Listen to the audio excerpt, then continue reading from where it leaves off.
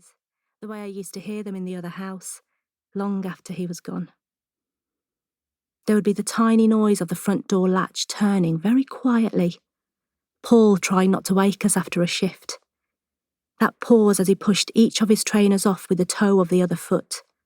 The stole-laced shoes would be there in the morning. He might go into the kitchen for a drink before creeping up the stairs, his bedroom door closing almost silently. He was good like that. Always sweet, considerate, even at his worst.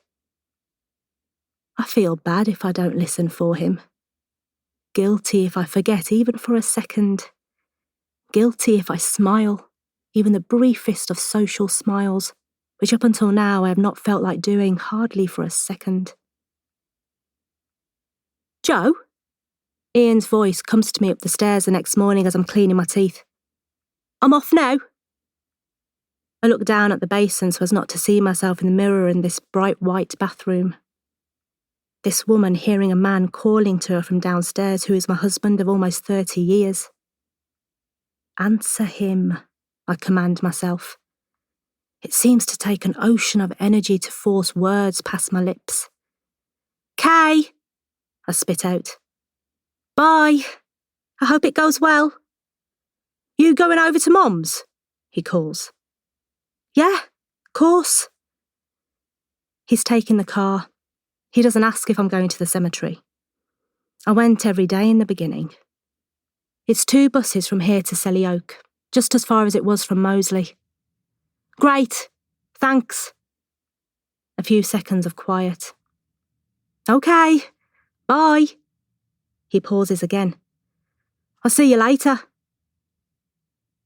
The front door closes. The latch sounds different from the old house with its dark blue door and ancient Yale. Here we have one of those clicky white jobs, the sort where you have to jam the handle up to lock it. The unfamiliar sound tilts me back into anguish. I'll never hear that old lock turning again. The door opening, the creak of the stairs, each tread familiar. Everything has gone, been taken away. Losing caution, I raise my head, and the woman in front of me stares back, frozen and at a loss. God, who's that? I try to reckon with her. Skinny. I wasn't always skinny. Haggard? Yes. The best thing you can say about my face is that it's heart-shaped, and I used to have good skin as well. The woman I see in front of me has a complexion about as grey and saggy as her old t-shirt. Then there's the mousy hair in an overgrown bob.